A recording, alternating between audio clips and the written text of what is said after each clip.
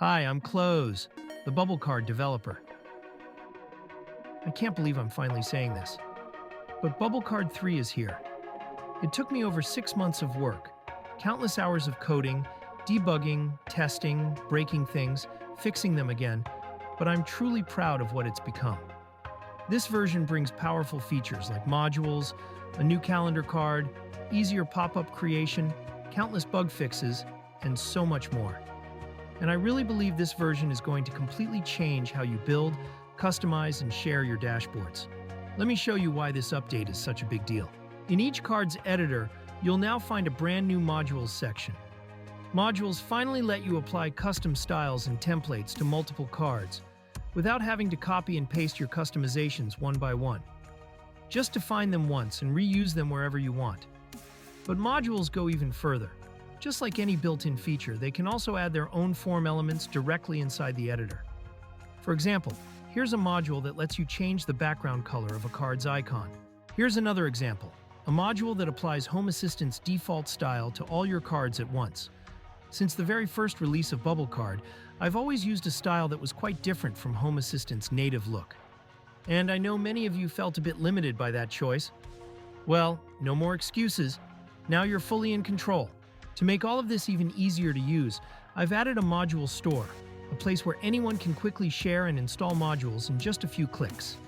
It works just like any other store. Click Install, and the module is immediately available in your editor. If an update is available for a module you've installed, you'll see it right away. I'm truly convinced this feature will bring the community closer together, and I can't wait to see what you'll share. Like, seriously, look at this one, a module that lets you customize the text size of your cards. Perfect if you need to improve accessibility. The community has already shared a bunch of great modules throughout the many beta versions, and don't hesitate to show some love to the amazing developers behind them. Now, if you're wondering how a module actually works, let's take a look at the module editor. I did my best to make everything as clear as possible, and if you're already familiar with Bubble Card's custom styles and templates, you'll feel right at home. But like I mentioned earlier in the video, the real game changer is the ability to create a form to configure your module. I've added full documentation explaining how it works. It's totally optional, but it makes your module much more accessible if you plan to share it later in the module store. When I started working on this new version, my main goal was to simplify everything that was already there, to make it an even easier and faster tool to use. And I know many of you rely on my pop-ups. So now, when you create a pop-up, there's no need to manually add a vertical stack first. Bubble Card's editor will handle that for you automatically. You even have the option to enable an example configuration that shows best practices for placing cards inside. And we're still not done with the new features. You can now define the number of rows for your cards, making it easy to create taller cards without needing custom styles anymore. On top of that, if you want to add sub-buttons, there's a brand new layout that lets you display them aligned to the right. There's even a module that allows you to place them underneath the card. And I definitely plan to make use of that extra space, even more in future versions. Let's talk about sliders for a moment. Bubble Card sliders could sometimes be, well, frustrating. It was way too easy to accidentally trigger one just by brushing your finger over it. And if that slider happened to control the volume of your entire house, well, things could get very loud, very fast, not great, and yes, I'm speaking from experience. So, I've changed how sliders work. Now you need to press and hold before sliding. No more accidental triggers. And while you're at it, you'll also see a live preview of the value that will be applied when you release. This change also made it possible to finally add tap actions to sliders, with toggle set as the default. But there's more. You can now create read-only sliders as well.